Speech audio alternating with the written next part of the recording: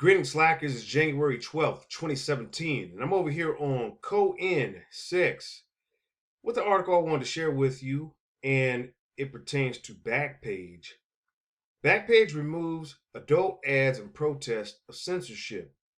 Now, I've seen other headlines that were kind of misreporting this as finally Backpage had shut down their adult services section to basically comply with pressure that was being put on it from law enforcement and from congressional hearings. But actually, there's a whole other side of this story. And so I thought that this article was more interesting. So I'm going to read it to you real quick.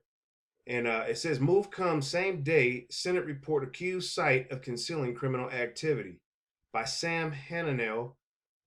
And it goes on to state here that classified website Backpage.com closed its adult ad section Monday night and replaced it with a red censored sign that protests what it calls unconstitutional government censorship. The move comes the same day a Senate subcommittee released a report that accused Backpage of concealing evidence of criminal activity by systematically editing its adult ads to remove words that indicated sex trafficking.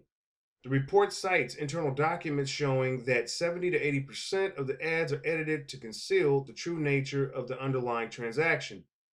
The report also says that despite public claims to the contrary, the true beneficial owners of the company are CEO Carl Ferrer and former owners James Larkin and Michael Lacey.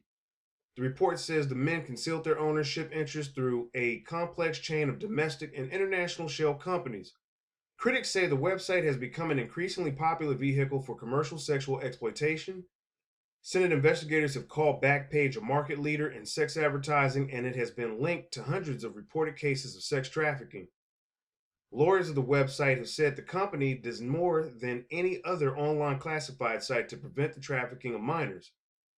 The red censored signs posted Monday night urged readers to protect internet free speech and contact advocacy groups that support internet privacy. The site also asked readers to use social media to support hashtag free speech and donate to groups that rescue children from prostitution. Last month, a California judge rejected pimping charges against Backpage CEO Carl Ferrer and former owners Michael Lacey and James Larkin, citing federal free speech laws. California officials have said they intend to pursue new charges against the company based on new evidence. Prosecutors have alleged that more than 90% of Backpage's revenue, millions of dollars each month, comes from adult escort ads that use coded language and nearly nude photos to offer sex for money. Now, over the years, there's been case after case after case brought against Backpage. And if you're familiar with websites and the Digital Millennium Copyright Act, that's DMCA, you'll probably see it around on other sites that talk about websites and different things like that. They can't be held liable for what their users post.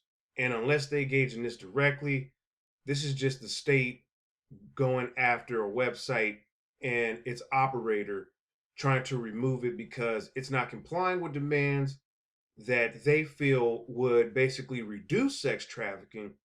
But in fact, and this is just my opinion I'm throwing in there, I think that by Backpage staying up and allowing these ads to stay online, that gives law enforcement a honeypot to basically gather fresh leads off of when tracking down some of these girls who have been kidnapped or runaways and are being trafficked around by these sex traffickers.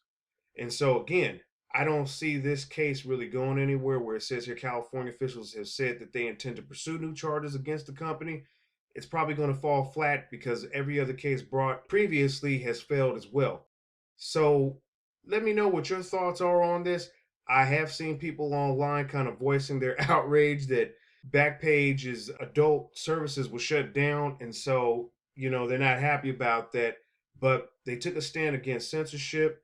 And I think it's important going forward that that's something that needs to be discussed, even if you disagree. Leave me your thoughts down below in the comment section below. The link to this will be down in the description box. And as always, that's going to do it for this article and this video. I'll catch you in the next one.